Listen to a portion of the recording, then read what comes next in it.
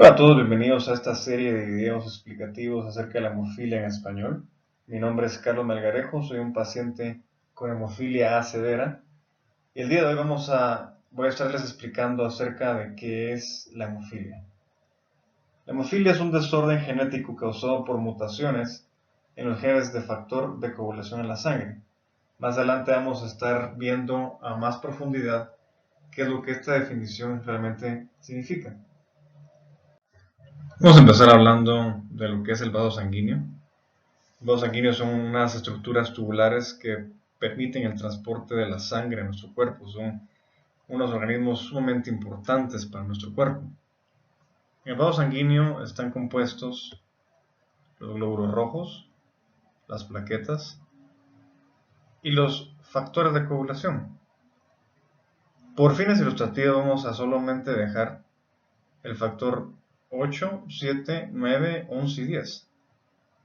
Cabe resaltar que hay más factores de coagulación, pero para hacer esta explicación un tanto más sencilla, vamos a dejar únicamente estos 5 factores. ¿Qué es lo que pasa cuando estos vasos sanguíneos se rompen? Cuando un vaso sanguíneo se rompe es cuando da lugar a una hemorragia, ya sea interna o externa. Así que aquí tenemos una fisura en este vaso sanguíneo, se empiezan a salir los nutrientes de este vaso, se empieza a crear lo que es la hemorragia, porque se está filtrando la sangre fuera de nuestro cuerpo. Inmediatamente cuando esto pasa, las plaquetas se comienzan a agrupar alrededor del vaso sanguíneo, de manera de formar un tapón que sea capaz de tener la hemorragia. A esta coagulación se le llama coagulación primaria y se trata de formar un coágulo. El problema con este proceso es de que el coágulo no es lo suficientemente fuerte para poder detener la hemorragia. ¿Y qué pasa? Nuestras plaquetas necesitan la ayuda de estos personajes muy importantes, que son los factores de coagulación. Así que los factores llegan al auxilio de las plaquetas y se comienzan a agrupar. Básicamente quisiera que se hiciera la idea que fueran estos factores unas piezas de dominó. Entonces se empiezan a agrupar de una manera muy interesante. Comienza el 7, luego el 7 activa el 11, el 11 activa el 9 activa el 8 y el 8 activa el 10. Una vez que los 5 factores están activados acá, es que se forma la fibrina. La fibrina es una proteína muy importante, ya que hace que las plaquetas se mantengan adheridas con mayor fuerza, haciendo que se cree un coágulo mayor fuerte, y este coágulo sí es capaz de detener la hemorragia. A esta coagulación se le llama coagulación secundaria, y el objetivo de todo sistema de coagulación es poder llegar a este momento.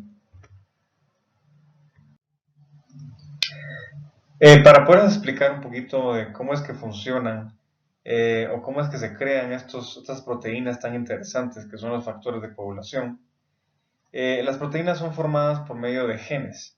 Tenemos primero el gen de factor 8 que forma las proteínas de factor 8. Aquí están las proteínas de factor 8. Tenemos el gen de factor 9 que es el gen que de igual manera forma las proteínas de factor 9. Y así sucesivamente puede pasar con los diferentes genes de cada proteína de cada número de factor en nuestra sangre. Les estoy hablando de estos dos genes porque son los genes que son los que tienen más problemática con hemofilia. En la hemofilia A es cuando existe una mutación en el gen de factor 8. Aquí tenemos la mutación. Y el problema con esto es de que debido a esta mutación el gen de factor 8 no puede crear las proteínas de factor 8. En la hemofilia B es cuando existe una mutación en el gen de factor 9. De igual manera, el cuerpo es incapaz de crear las proteínas de factor 9. Tenemos grados de severidad también, y esto se debe a los porcentajes del número, podríamos decir, de proteínas de factor de coagulación que el cuerpo crea.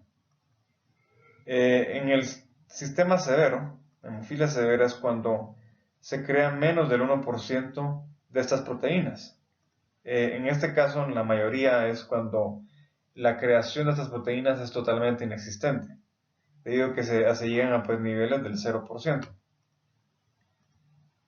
El nivel de hemofilia moderada es cuando se crean porcentajes de 1 a un 5%, pues es un poquito más elevado, pero por lo general no es lo suficiente también para poder detener hemorragias, ¿no? Se necesita igual de cierta ayuda para poder ayudar a que en este caso se pueda coagular. Y en el otro caso, tenemos lo que es la hemofilia leve, que es cuando se manejan porcentajes entre 5 a 40%. Ya esto pues ya es bastante pues mejor. Ya tener esos porcentajes ya ayuda a tener ciertas hemorragias, aunque también si se dan hemorragias un tanto más severas, es posible que la persona con hemofilia leve tampoco sea capaz de tener esas hemorragias. Se han sabido casos de personas con hemofilia leve que en su vida se dan cuenta que tienen una hemofilia leve, pero cuando, digamos, tienen alguna operación que pues es bastante seguro que van a haber más hemorragias, es cuando por lo general se dan cuenta, porque el cuerpo es incapaz de poder coagular en base a pues la operación que se ha tenido. ¿Cómo ahora funciona el sistema dentro de nuestros vasos sanguíneos si tenemos, por ejemplo, la hemofilia A? Como podemos ver, la hemofilia A es la falta de esta proteína de factor 8. Aquí podemos ver que está marcado con X y está de igual manera fuera del vaso sanguíneo. De igual manera se rompe el vaso sanguíneo, se empieza a dar lo que es la hemorragia, tal como ya hemos visto al principio. Las plaquetas llegan, forman la coagulación primaria tal como lo pudieran hacer con cualquier otra persona que no tenga hemofilia, pero como hemos visto en un principio, este proceso es bastante débil, así que las hemorragias pues no son, o sea, no es capaz las plaquetas de detener la hemorragia.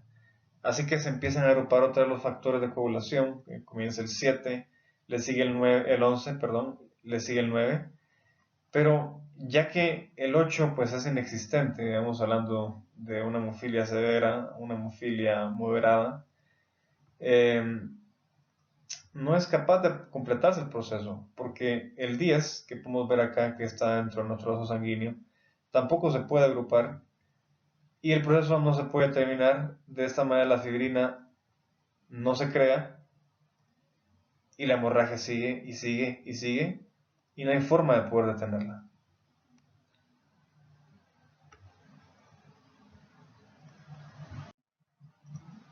Y en el caso de hemofilia B, pues es lo mismo, solo que la falta del factor 9 hace que pues el orden se altera un poquito.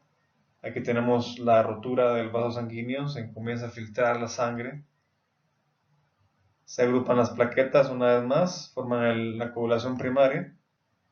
El 7 se agrupa, le sigue el 11, pero inmediatamente después del 11, el 9 no se puede agrupar, debido a que pues no se puede terminar de formar la fibrina. Y lo mismo pasa como vimos en la hemofilia A, el sistema de coagulación secundario no se puede formar.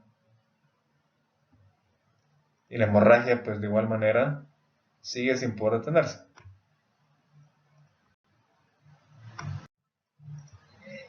Tenemos dos tipos de hemorragias en nuestro cuerpo. Las hemorragias externas, que es cuando usted puede ver la sangre a vivo color, y tenemos las hemorragias internas. La persona con hemofilia tiende a sufrir bastantes hemorragias internas y entre ellas, pues, en donde se transporten más vasos sanguíneos, más problemática va a haber con las hemorragias internas. Eh, Uno de los lugares más afectados son las articulaciones debido a su gran cantidad de vasos sanguíneos que se transportan dentro de esas articulaciones, haciendo que pues se puedan romper muchos vasos sanguíneos dentro de ellas. Y las articulaciones que más problema tienen dentro de nuestro cuerpo son las rodillas, los tobillos, los codos y ciertos músculos también como el psoas, que tiene bastante extensión y bastantes vasos sanguíneos también, que pueden crear bastantes hemorragias. Estos son los lugares que más hemorragias tienen en el organismo de una persona con hemofilia. Y por lo general una de las sintomatologías para poder determinar si la persona tiene hemofilia es a veces que se presenten hemorragias en estos sitios que pues ya les he estado explicando. ¿Qué hacer en caso de una hemorragia y tener hemofilia? Gracias a Dios pues existen métodos de prevención de hemorragia. No es una condición que se pueda curar del todo, pero sí es una condición que se puede tratar. Así que cuando hay una hemorragia, lo importante es infundir la proteína de factor 8 o factor 9, que pues gracias a Dios pues ya es una posibilidad para las personas con hemofilia.